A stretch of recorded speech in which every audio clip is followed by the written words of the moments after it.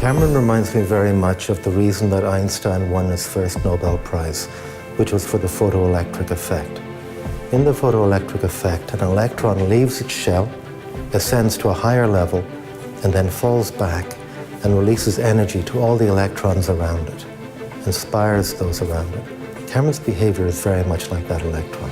There's nothing that he would look at and think, there's not a better way that you could do this.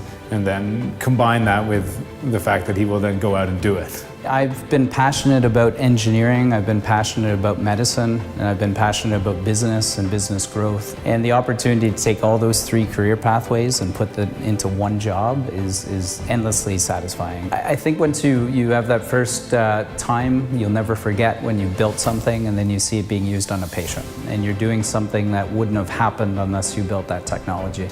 It's empowering, it's deeply satisfying as a human that you can really take everything you've learned and take it to that one moment that you're helping a person.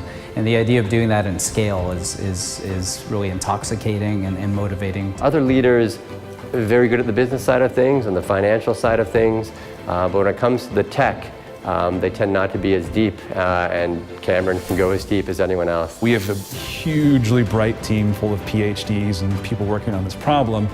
And he'll look at it and go, oh, what about this idea? And you'll go and you'll be, oh, come on. Why is that better than all of our ideas? Witnessing surgeries, we saw many disparate systems that were really working against each other almost in the operating room.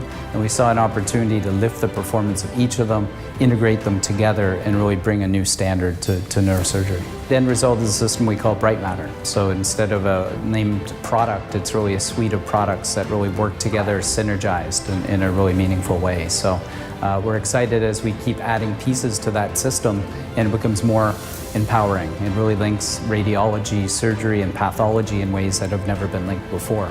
So we really provide maps of the brain that let them navigate the most safe approach to access these tumors. And we have very compelling cases of patients who were told they're not operative candidates. And once you take away the unknown, you can actually find approaches and treat these patients. So for us, that's really where the rubber meets the road. Humans have signal-to-noise ratios, and Cameron has a very high signal, very low noise.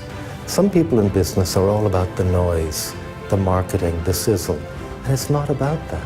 And Cameron has demonstrated his ability to repeatedly be successful by focusing on the signal and having a very high signal himself in how he relates to people. One of my friends has brain cancer, and I called him for some advice. He returned the call in 30 seconds, and he spent innumerable hours with my friend.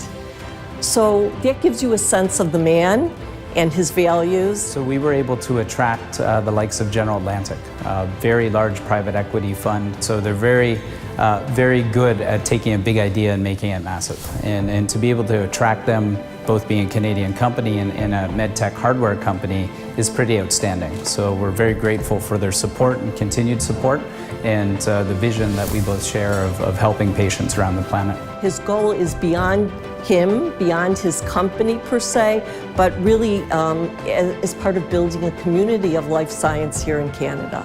It's a critical point where I think Canada can become less known as a natural resource economy and more known as a high-tech contributor to the world, and we're really on the cusp of it. He very much embodies our company motto, which is inspire the possible. A small percentage of people create the world in which the rest of us live. And Cameron is one of those 4%. It's the same in engineering, it's the same in medicine, it's the same in law, same in any evolving area. That 4% create our world, and he's one of those people.